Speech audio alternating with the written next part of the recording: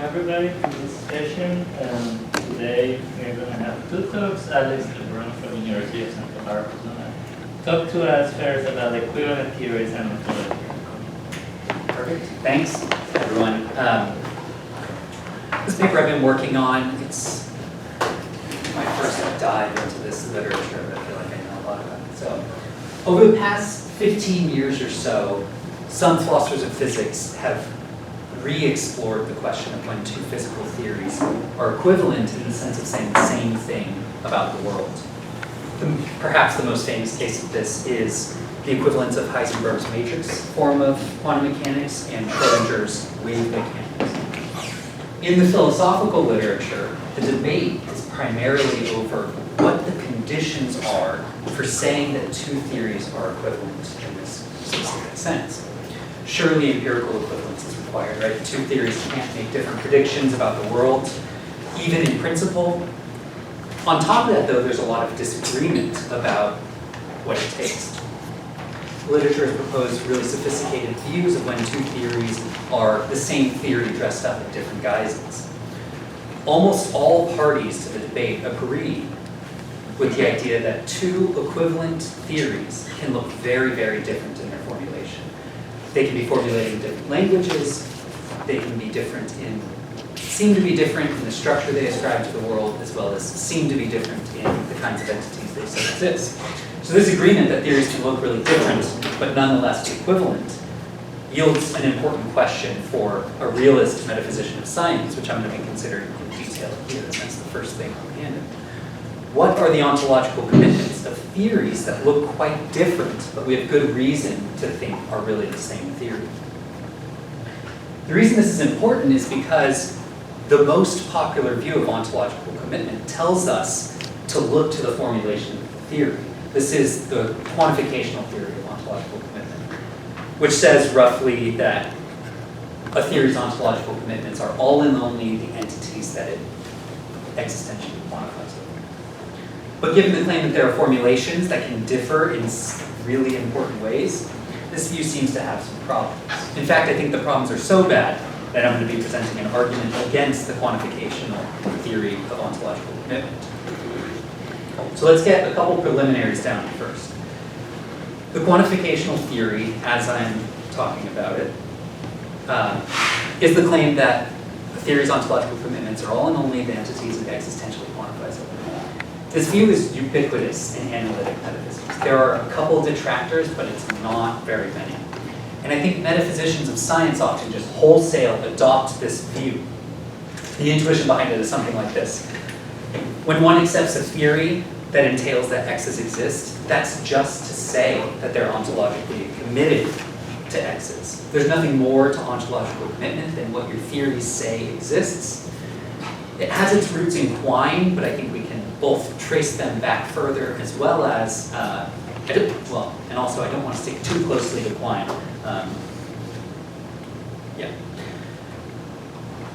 Perhaps the best argument for the quantificational view is that it allows us to read off the ontological commitments of a theory just by looking at its formulation. There's one really important aspect to the ontological or the quantificational theory that I want to bring up. So the quantificational picture says that if we accept as true some theory that quantifies over X's, then we're ontologically committed to them. But the other direction of the conditional is important as well. If we're ontologically committed to some entity, then that's in virtue of accepting a theory that quantifies over it, that says it exists. Truth and ontological commitment in this sense go hand in hand. You can't have one without the other.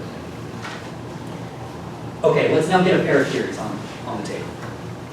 So let TP be a theory of the geometry of space-time that only existentially quantifies over space-time points. At points I'm going to be, sorry, I shouldn't use the word point there. At times, I will be dropping the word space-time, right, so I'll just talk points rather than space-time points. But it's important to remember that we're here talking about physical theories about the geometry of space-time, not purely mathematical theories. So interestingly, TP can intuitively capture any result about the geometry of space-time that appeals to lines, right? The idea is when one is tempted to speak of a line, you can just instead talk of two distinct points. In order to sufficiently capture all the claims that we want to make. We need a three-place collinearity predicate, which intuitively means that 3 points lie on the same line. But of course, TP can't talk about lines, so it's just going to be a primitive predicate in the theory. So let's consider Playfair's axiom, which famously is not going to be a theorem of our best theory of the geometry of space-time, because it's what makes a space Euclidean. But it's instructive to see how it works. So it says, the common way of saying Playfair's axiom is, given a point P and a line X that P doesn't lie on, there's a line Y that P lies on, which is parallel to X. There will always be a line. Okay, on TP, we can recapture Playfair's axiom like this.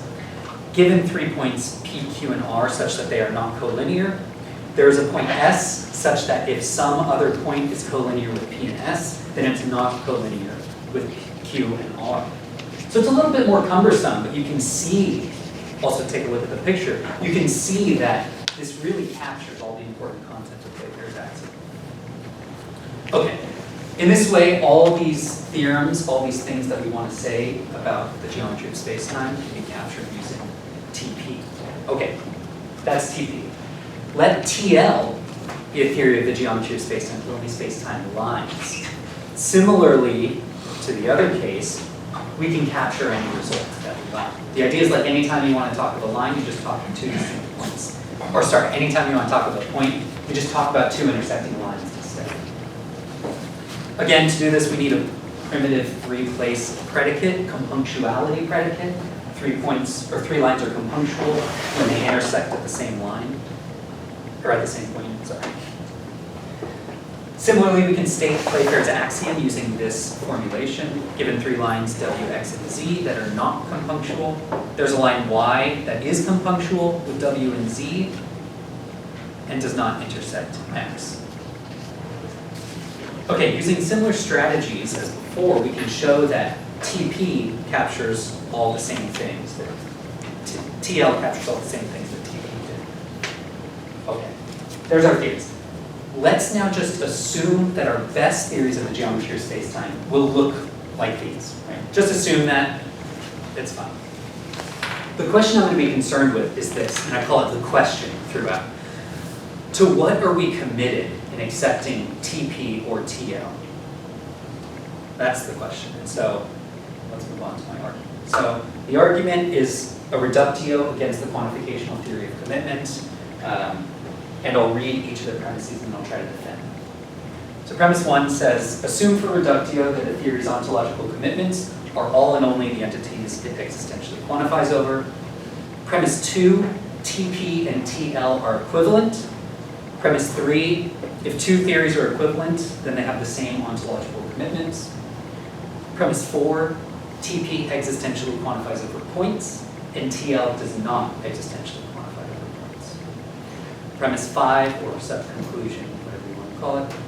So TL is ontologically committed to points, and TL is not ontologically committed to points. Contradiction. So we can reject our initial assumption. It is not the case that a theory's ontological commitments are all and only the entities it existentially quantifies over. Okay, why accept these claims? Let's go through them. Let's go through premises 2, 3, and 4. Those are the ones that are doing the work. So I think we should think that TP and TL are equivalent on the following grounds. They're, in a very precise sense, interdefinable. Anything that can be talked about using one theory can be talked about using the resources of the other theory. More precisely, if we were to properly formulate TP and TL in a language, we would see that each of these theories can define the vocabulary that the other employs. And once we add these definitions to each of the theories, they're logically equivalent. They entail precisely the same sentences.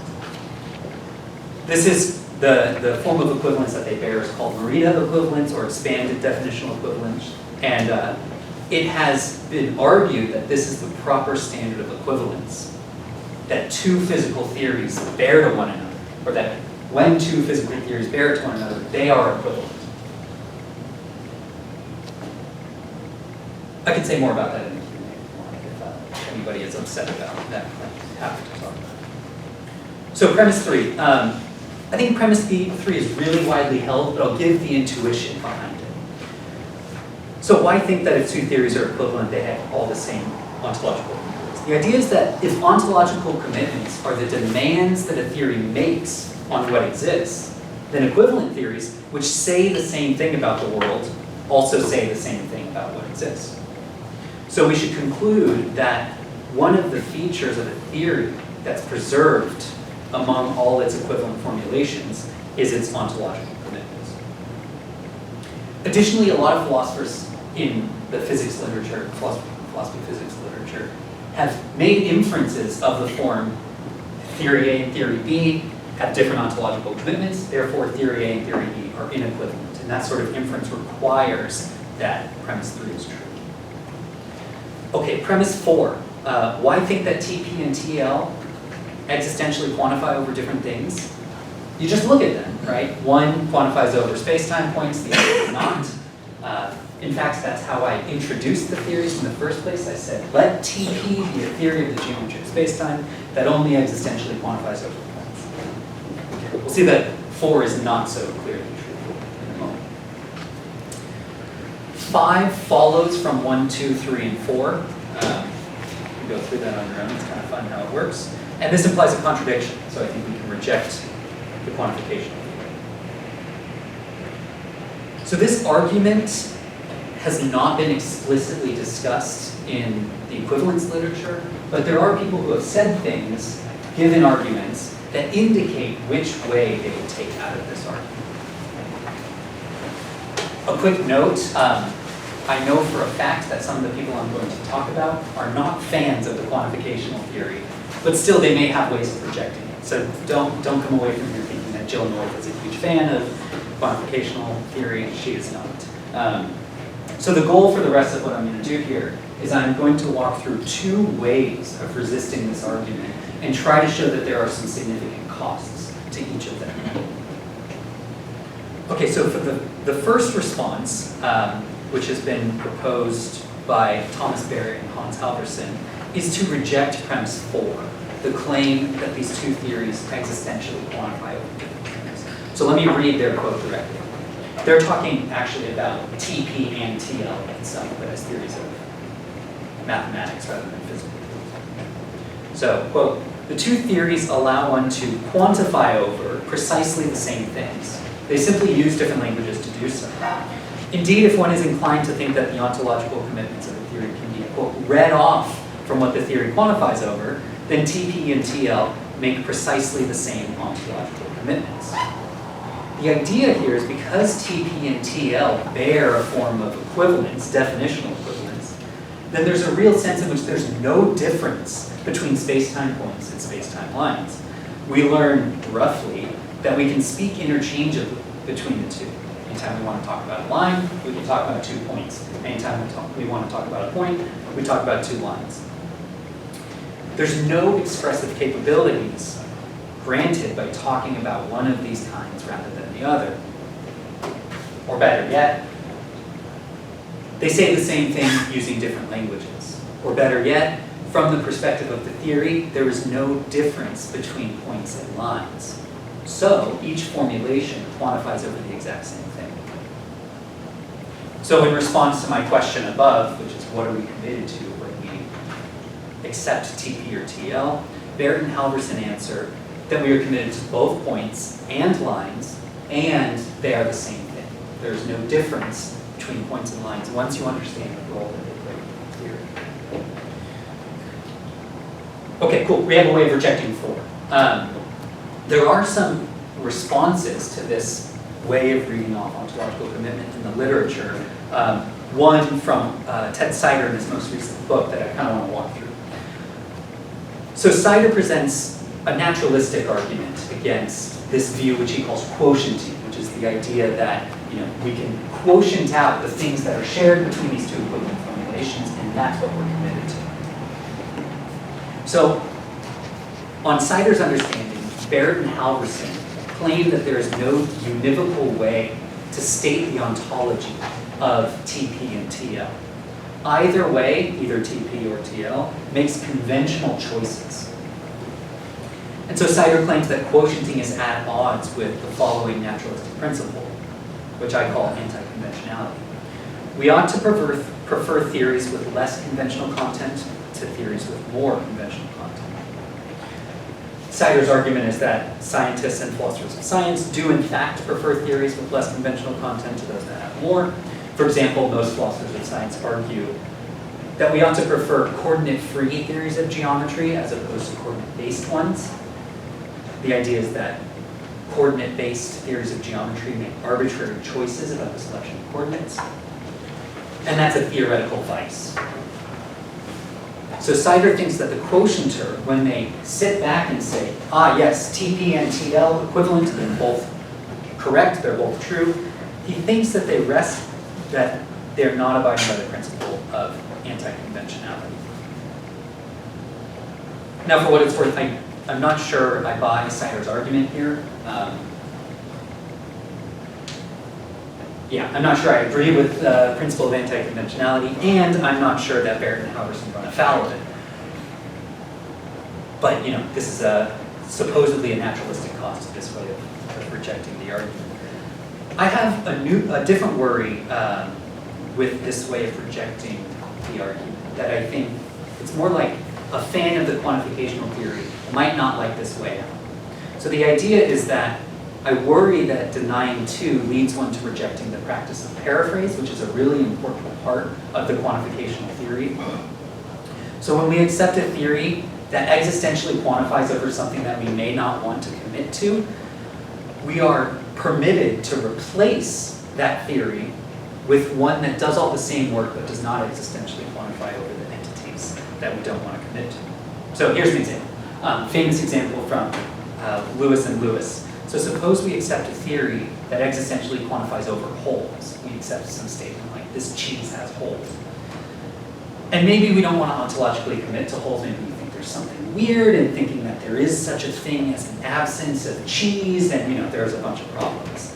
I've heard that it's related to some theological debate about evil is the absence of God. And so there's like a rich history in the holes, the question of whether holes exist. Okay, quantificational theory generally says if you don't want to accept holes, well, you can offer a replacement of any sentence that existentially quantifies over holes, and then you're good. You don't have to commit to that. So we might, instead of saying this cheese has holes, we might say this cheese has perforated, or this cheese has perforations. Perforations are just the edge of the cheese from which we think the hole is generated.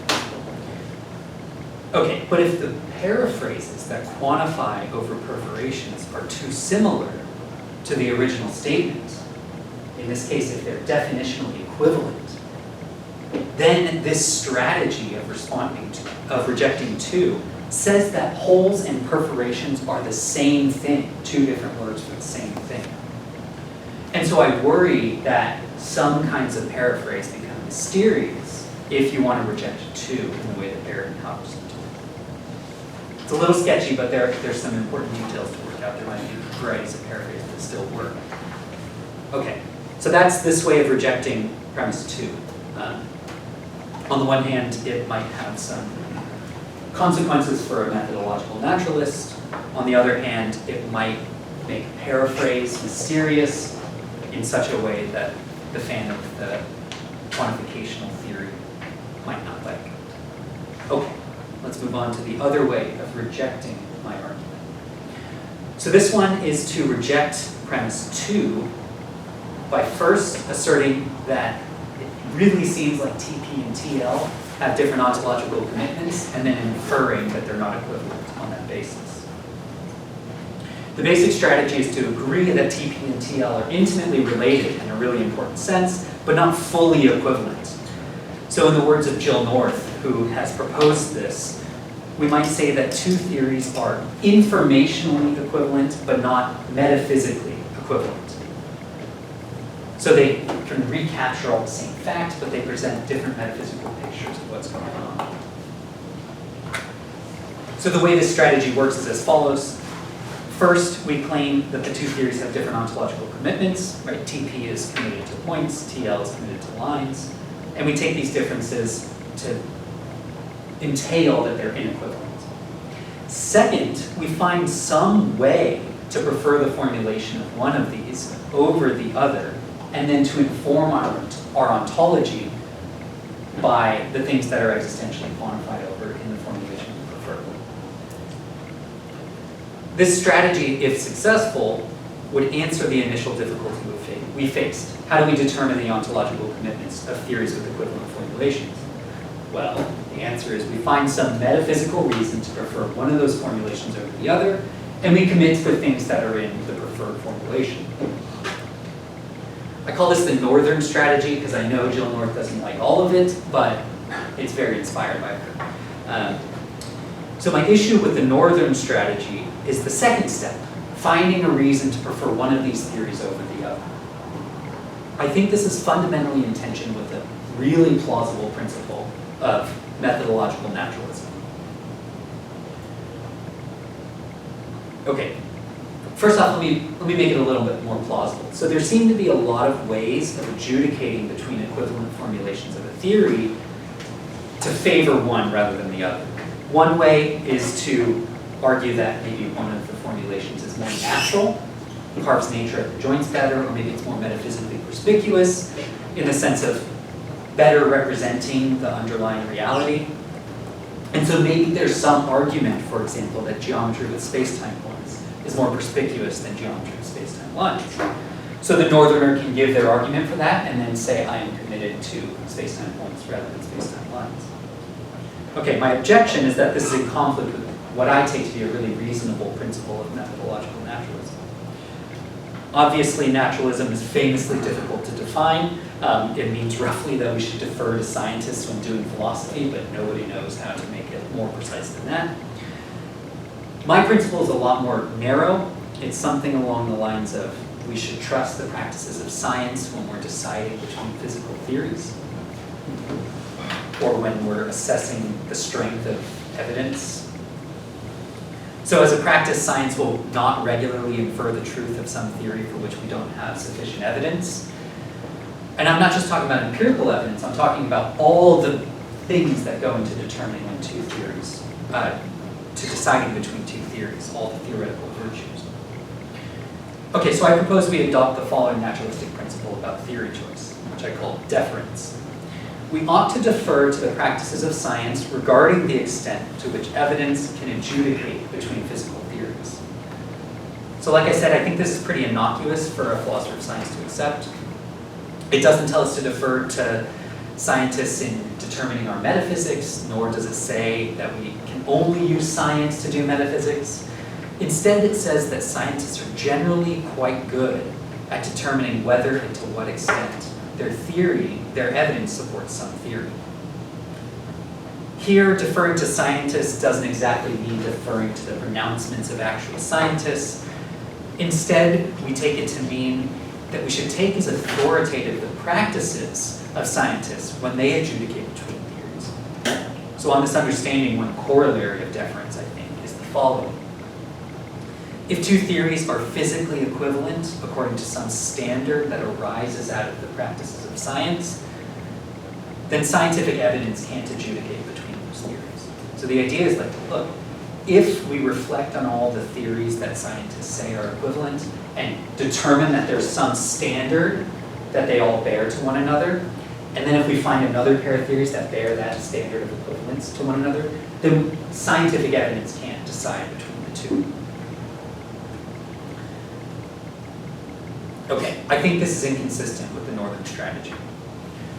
The reason is, recall that according to the quantificational theory, truth and ontological commitment go hand in hand. That is, you're ontologically committed to some kind if and only if you accept some theory as true that existentially quantifies over it. This is meant to be like a conceptual truth. Part of the concept of ontological commitment is that, so what ontological commitment is a matter of what entities must exist for your theories to be true. So it's incoherent to be ontologically committed to some kind without accepting as true some theory that requires of the world that there is that kind. So in this context, right, the northern strategy claims that we are ontologically committed to only space-time points, right? Say, for example. Given the concept of ontological commitment, though, this entails that the proponent of this strategy accepts as true the formulation of geometry that quantifies only over space-time points. The proponent of this strategy also says they're not committed to lines, right? So they claim four things at once. They're ontologically committed to space-time points. They're not ontologically committed to space-time lines. 3, they accept as true the formulation of geometry that quantifies over points. And 4, they do not accept as true the formulation of geometry that quantifies over lines. So this is inconsistent, I think, with the principle of deference. The principle of deference tells us that when we're faced with deciding between two physical theories, we should trust scientists when they say we don't have enough evidence to decide between them. In particular, when we're faced with a case where scientists will or would or do take two theories to be physically equivalent, we should not think that we are in a better position than they are to decide between the two. And I think this is the condition that the Northerner violates. They accept as true one of two equivalent formulations of some theory in virtue of ontologically committing to one of them, right? And when they do this, I think they supersede the authority of scientists. Okay, I take that this is an intolerable response to the argument for a good metaphysician of science. Can't run afoul too far of naturalism. The question is whether this is a naturalistic principle that we ought to accept, of course. So that's my responses to the two ways in the literature that people have tried to respond to considerations of this sort. There are a lot of questions that remain. Suppose we think I'm right, in which case we reject the quantificational theory of ontological commitment. What do? What do we replace it with? And in particular, we don't have an answer to the question that I asked. Like, when we're faced with two theories that look really different, but we have good reason to think are the same, what do we do about metaphysics? What are our ontological commitments? What are our structural commitments? And that's just unanswered so far. Yeah, thanks.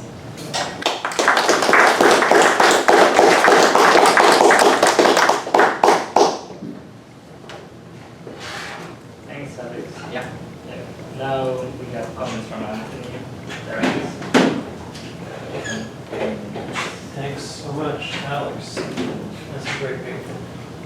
I'm really interested in this kind of question. I should say I'm more in the metaphysics of cognitive science than I am in metaphysics, and also sort of metaphysics of abstract objects. So what I'm about to say may be a little wide of what Alex is doing, but I'll just raise some questions. So central argument of the paper is this: assume for reductio that a theory's ontological commitments are all and only the entities it ontologically quantifies over. Alex describes a pair of theories that are equivalent but quantify over different things, contradiction, so we should give up the assumption. Alex discusses two strategies to deny that his pair of theories genuinely displays quantification over different entities. First one is Barrett and Halverson. They argue, in effect, that these two theories do, in fact, quantify over the same thing, but they use different language to do so. Alex brings two arguments from Sider against this. First is we get no answer to the question what the underlying reality is like, or to the question what it is about reality that enables it to be multiply represented. And second thing from Sider, science is governed by an anti-conventionality principle to prefer theories with less conventional content. That's right. I've never done this before. We have a fun, so it's like, the current strategy retains both theories as conventional alternatives and thus has nothing more to say. The second strategy comes from Jill North. She argues that since the two theories have different ontological commitments, even if they're informationally equivalent in all the other ways that Alex described, they're not metaphysically equivalent. We should seek a metaphysical ranking by which we can select one of them. For some examples, the one natural, or Carr's nature of the joints, or is more metaphysical, or species. Alex brings two arguments against this northern strategy. The first is, again, if we lack a theory of reality such that the two theories are talking about the same thing, how are we supposed to decide which one is metaphysically superior to the other? More importantly, I think, executing the strategy entails picking one of the theories and rejecting the other. Yes, there are points, but no, there are no lines, or vice versa.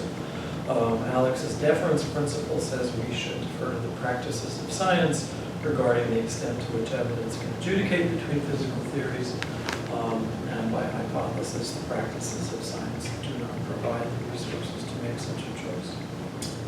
Okay, so I have some comments. One of them, I didn't mention this to you, and I'll just throw it out there. I've become kind of entranced with roughly an idea from Steve Diablo that in metaphysics we can accept theories without believing them. So that would be another move. Okay, so I have, I think, three comments. Okay, so the first one's general about Quine. I myself like Quine's criterion, and I also find his ontological relativity appealing. It's useful for me in my metaphysical projects. Quine, I think, would have immediately rejected, free on the handout, the thesis that equivalent theories have the same ontological commitments, and that seems to me to be the natural plan to give up. Alex and I agree that Quine gets his conclusion by a fairly weak notion of equivalence, that is empirical equivalence. The notions of equivalence under consideration here are much stronger, given all the ways that these two theories of the geometry of spacetime are equivalent. One can see how it seems pretty overwhelming and plausible that equivalent theories have the same ontological commitments. Still, let me offer two thoughts about that. So, thanks to Alex for pointing me at the Rayo paper. I had not read that. And that paper, 2007, ends with a consideration of the significance of ontological commitment. He cites Carnap, 1956, Empiricism, Semantics, and Ontology. Carnap advocated tolerance, and so any of a set of equivalent theories is as good as the rest. The only reason to pick one over the other is convenience for theoretical work. Maybe this is sort of what Alex, anyway, whatever. Carnap thought the question of ontology expressed this way: what is there really? Was a mistake. Second thing, comment, putting it very roughly, Quine got ontological relativity by making truth fundamental and reference parasitic on truth. The same truths can be preserved despite difference in what the substantial parts of the language refer to. Again, very roughly, given what we know about the languages in which physical and other theories are expressed, it would not be surprising if referentially different theories in the same domain could be expressed. Okay, so let me go now to the two criticisms that Alex offered against the folks who want to defuse his argument. So Barrett and Halverson, about them. Okay, so Sider is not a neutral participant in this conversation. His ontology includes structural properties and relative and what Lewis called natural properties. Their job is to resolve issues of indeterminacy. There's a difference between structural properties and the properties discovered in the sciences. The latter properties interpret the predicates of our scientific theories. Since all our theories lack a unique interpretation, their ontology is indeterminate. The former properties, the structural and the natural, resolve this problem. However, how and whether they do so is controversial. On one side, Sider holds that we can answer the question what the underlying reality is and hence eliminate conventionality. On the other, the neo-Quinians and neo-Carnapians say we cannot. Okay, now about the northern strategy. If there were something rationally obligatory about a metaphysical criterion for selecting among otherwise equivalent theories, then it seems reasonable to pick the one that comes out ahead and declare the other ones are false. science is more or less by the definition of this kind of metaphysical criteria have nothing to say about the criteria. I'm a participant in this too. I can't abide in natural properties, so that's, there's some edge. If we should defer to the practices of the sciences, we would have either to ignore this rationality, if we should defer to the practices of the sciences, we would have to either ignore this rational obligatory criterion or argue against it. Now, in response to this, Neo-Quinean and Quine observed, discussing empiricism, semantics, and ontology, that ontological questions then end up on par with questions of natural science. So we should ask whether Alex's deference principle is acceptable, whether either the scientists or the metaphysicians have any guarantee of priority in figuring out what is rationally obligatory.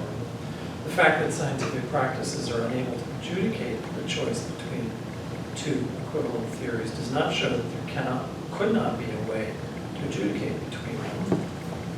On the other hand, having noted some reason for skepticism about Sider's position, it seems appropriate to register the same strategy, the same skepticism against the Morgan strategy.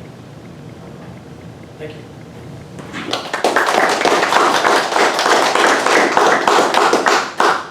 Thanks, Tony. It's been really tough to think through all these comments. There's some good ones in there. I'm going to kind of pick from different parts in order.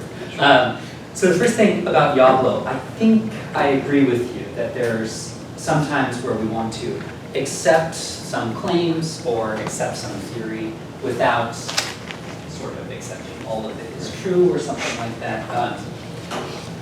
Yeah, I'm a fan of a lot of his, a lot of what he says in his book Aboutness as well, where he thinks that we can take away some parts of theories and still say something coherent. Yeah, so I'm amenable to that sort of a picture. To the last comment about like whether the principle of deference would,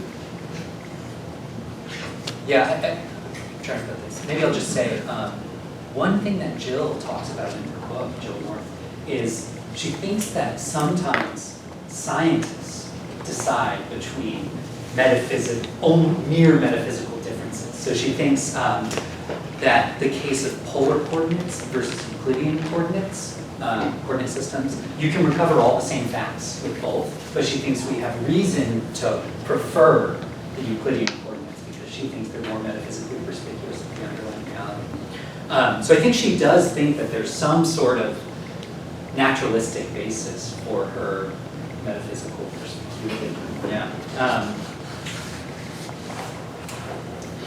I guess the other thing I want to talk about is the possibility of rejecting premise 3.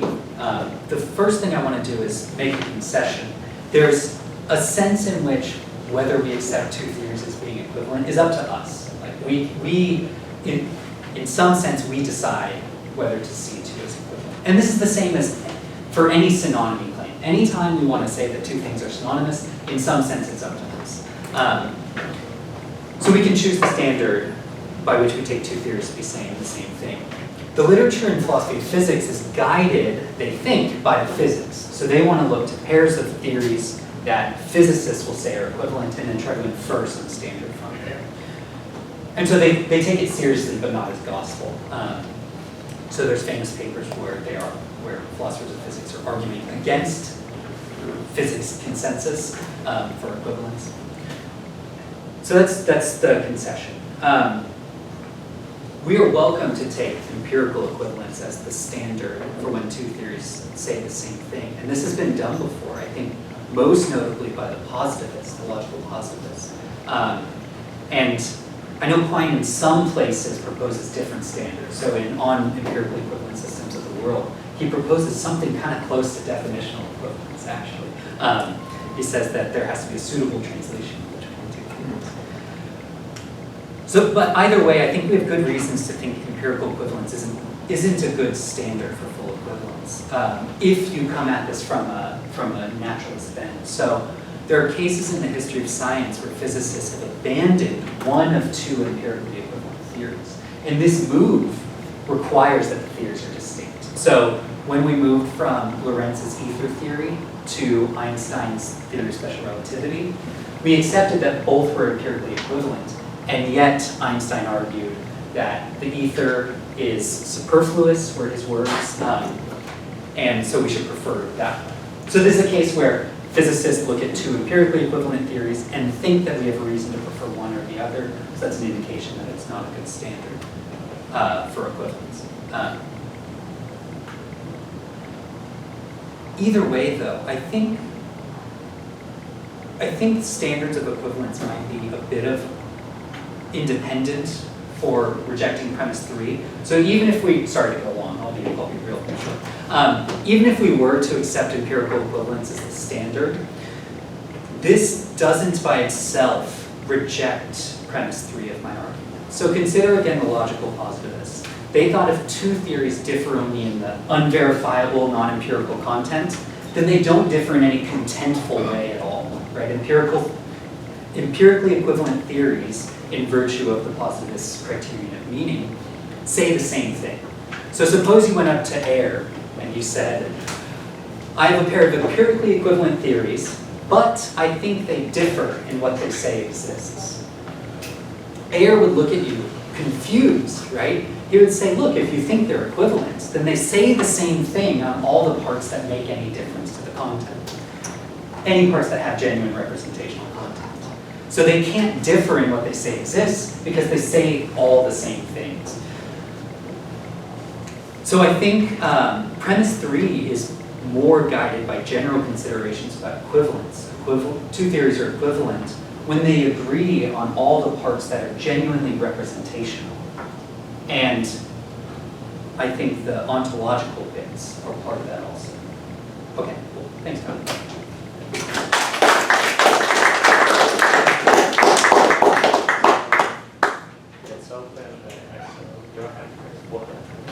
We, at least when it comes to fundamental physics, we have no true theories.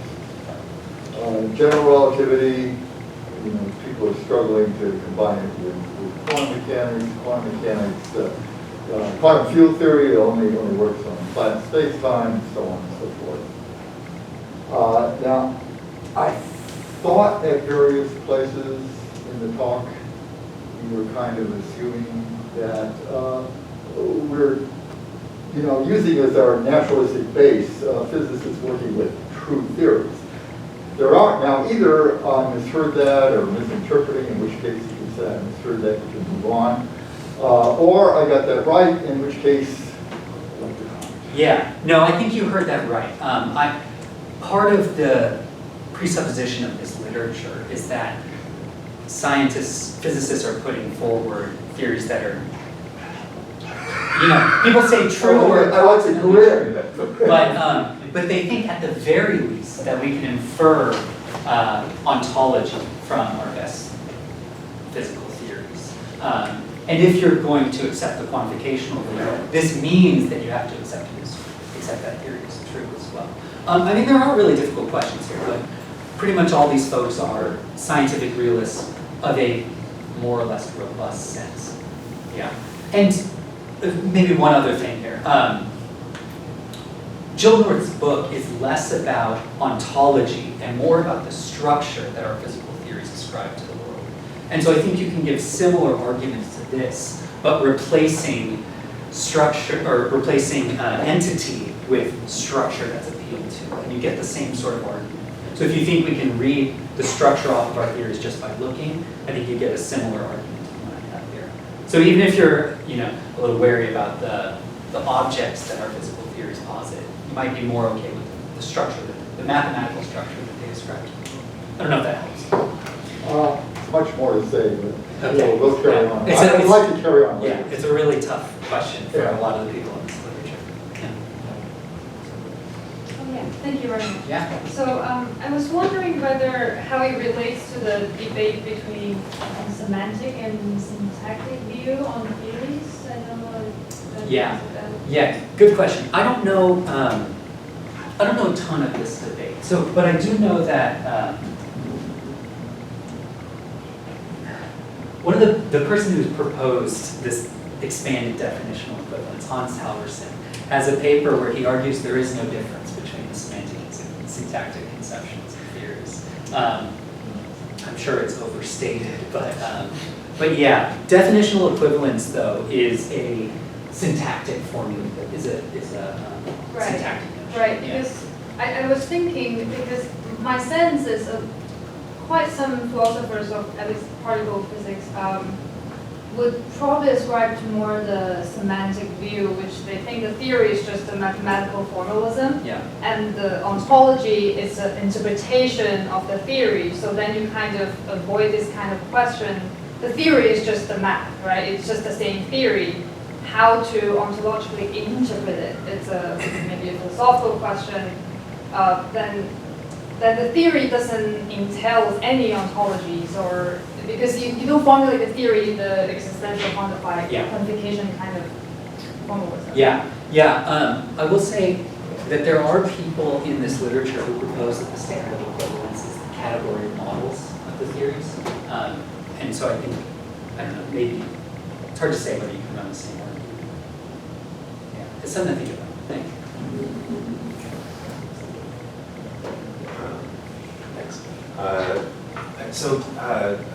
Maybe I'm just misremembering. Does North have to say that one of TP and TL are false?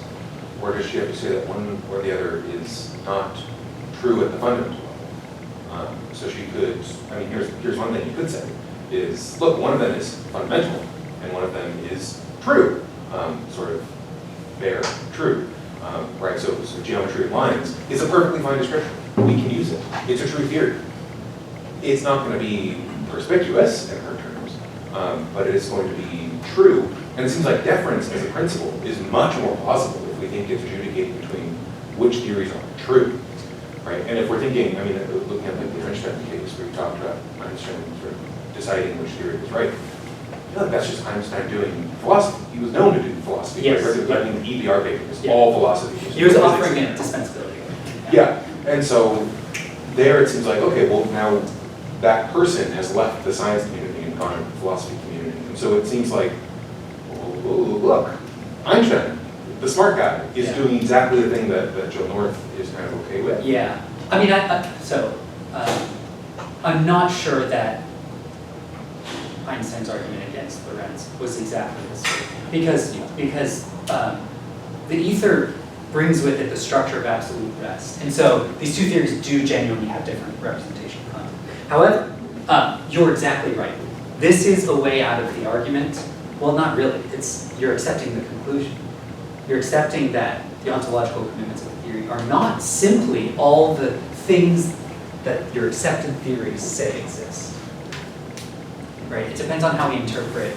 Right? You said, yes, geometry with points is fundamental, and geometry with lines is true, but not fundamental.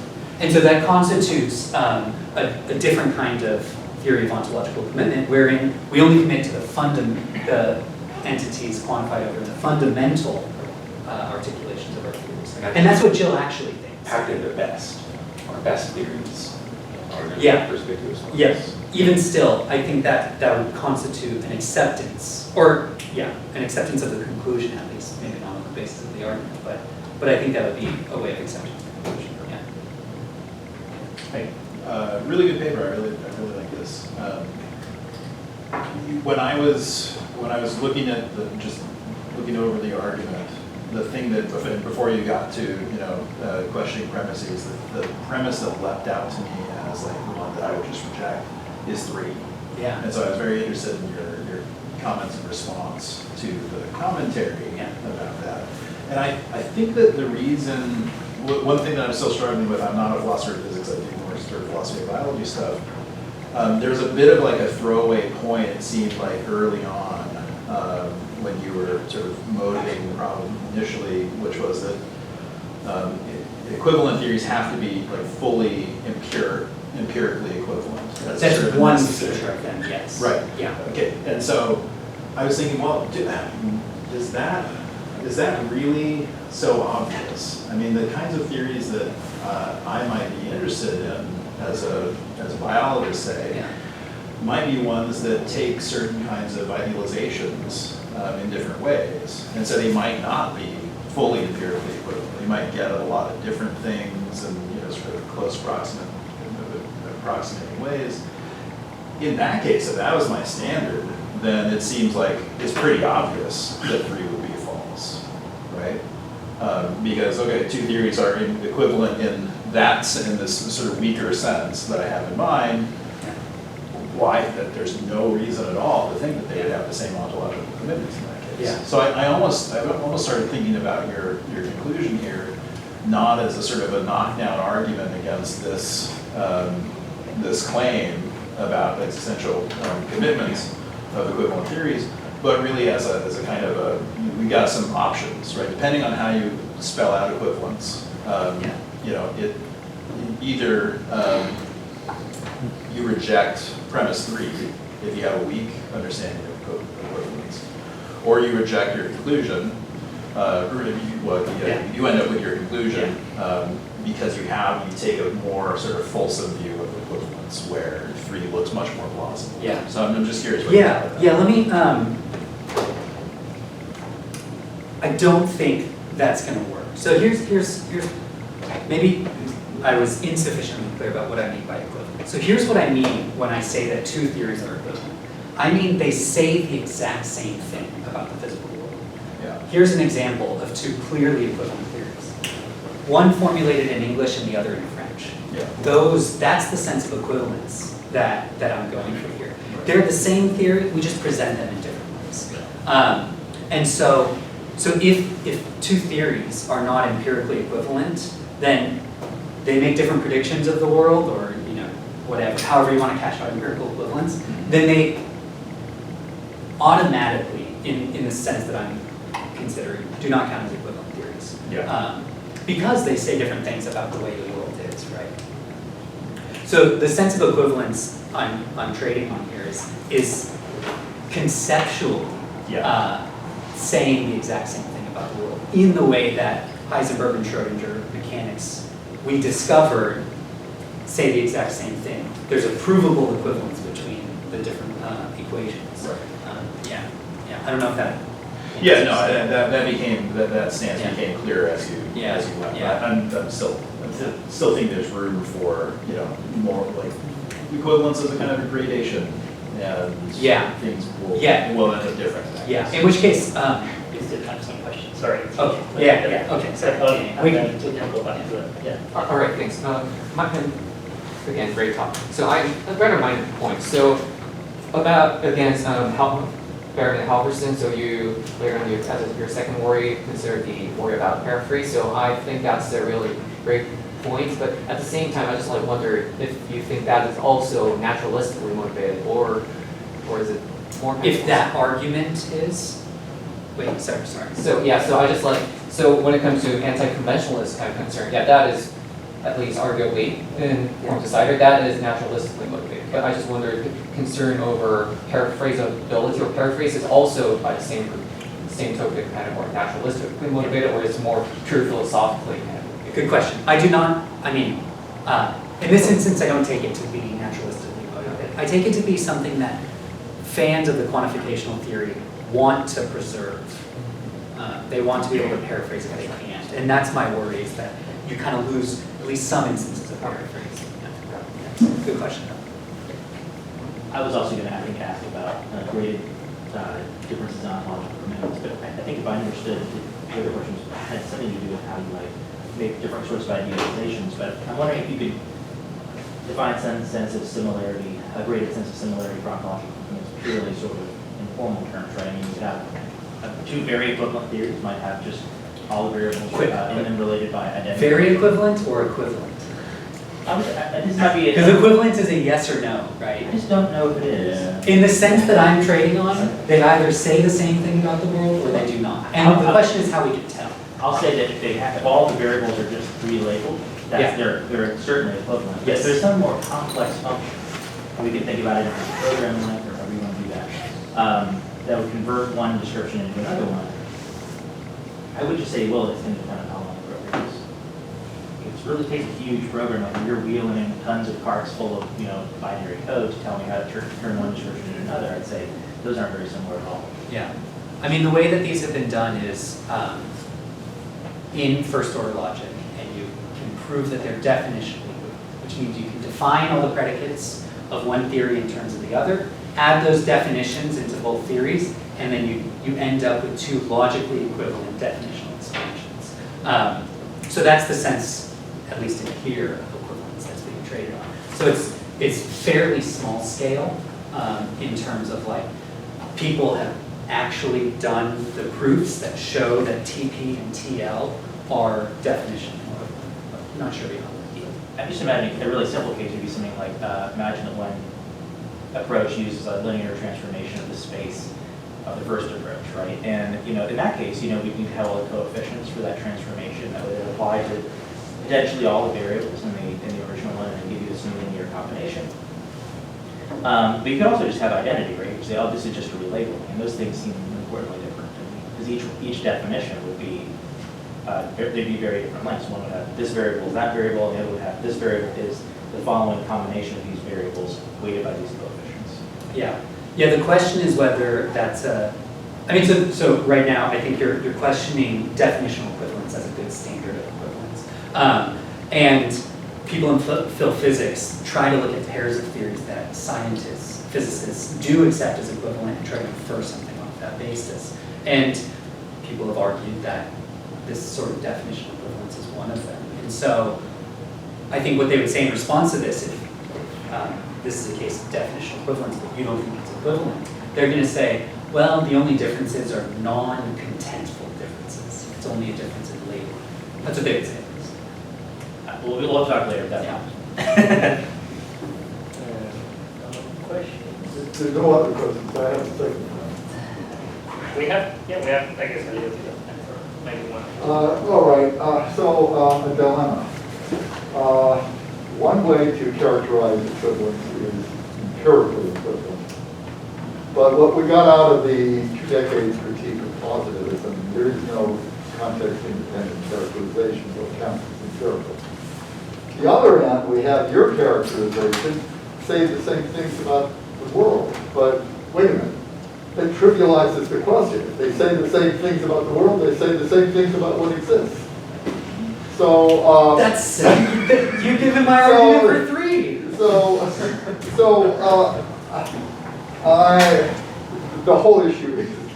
I mean, so wait. Let me clarify.